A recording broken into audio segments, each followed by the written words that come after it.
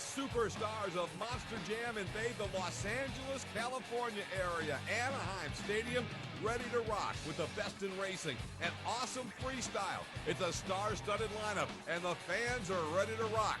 Monster Jam is coming your way from Anaheim Stadium, and it's coming up next.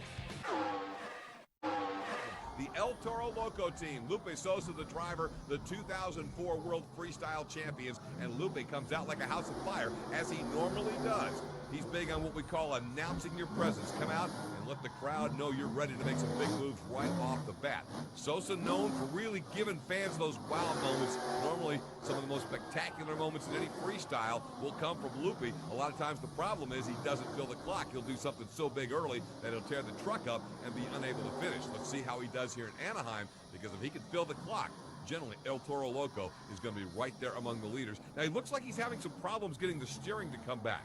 These trucks have two steering setups. The front wheels steer with the steering wheel, but the rear wheels are controlled by a rear steer button.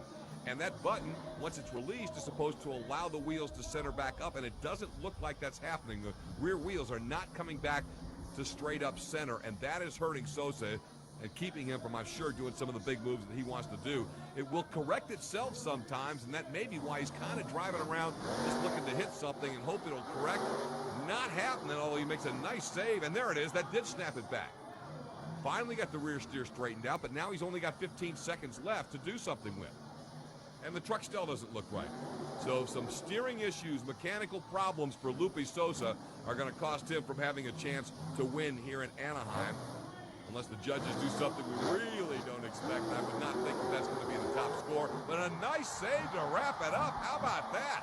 A side surf from Lupe Sosa and El Toro Loco. He snaps it out, and he does. That side surf pulls up a big number.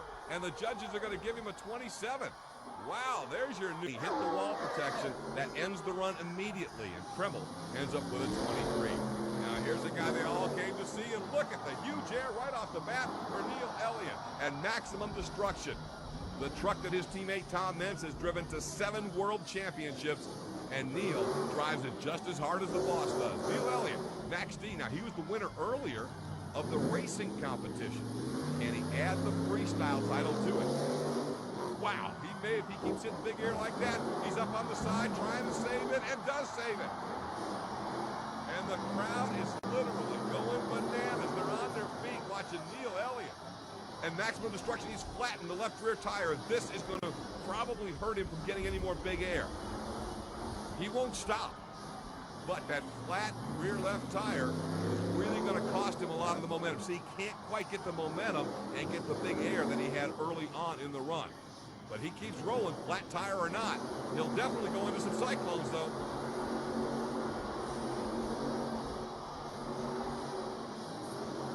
With 3 tires up and 1 flat, Neil Elliott continues to rock in Anaheim behind the wheel of Maximum Destruction.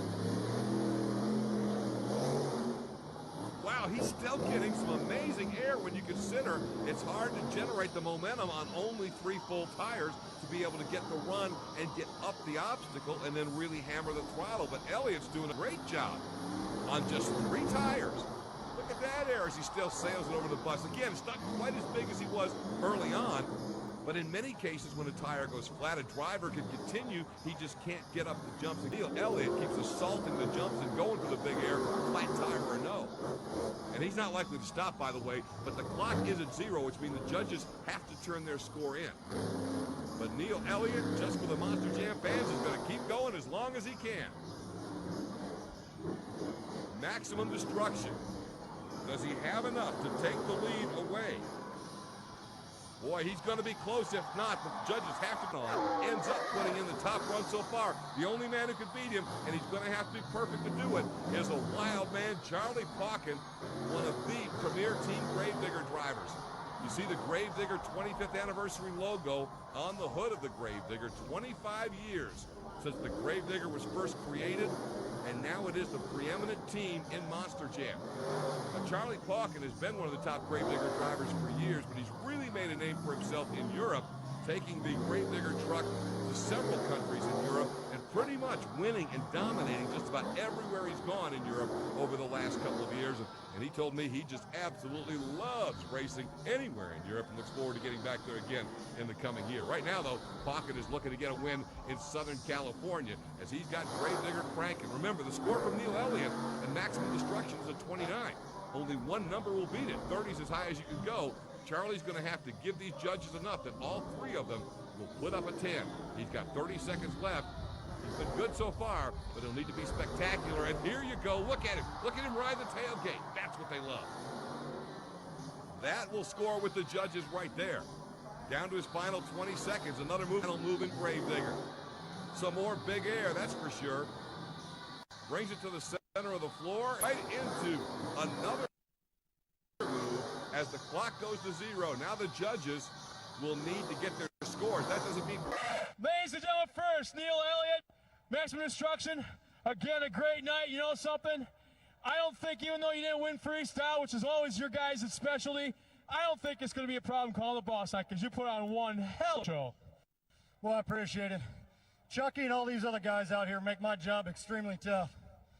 Hate going out here and leading in front of Chucky because I know he's going to come out here and run it in like he did.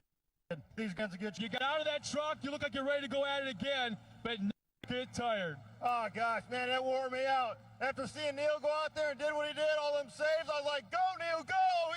He's just cranking away. But, man, I had to go out there and show him how it was done a little bit. Man, I'd like to take a little time out. You look at all these banners right here. These are all the sponsors that help make this show happen.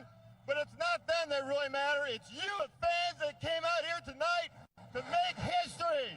You guys are the ones. I wanted you all to give yourselves a round of applause because I love every single one of you. Woo! You got some very cool trophy going home with you, but who's going to get this one? I asked Neil the same thing. Is it going to be you or the boss? Hey, that baby's mine. That's one home. You ain't taking that from me.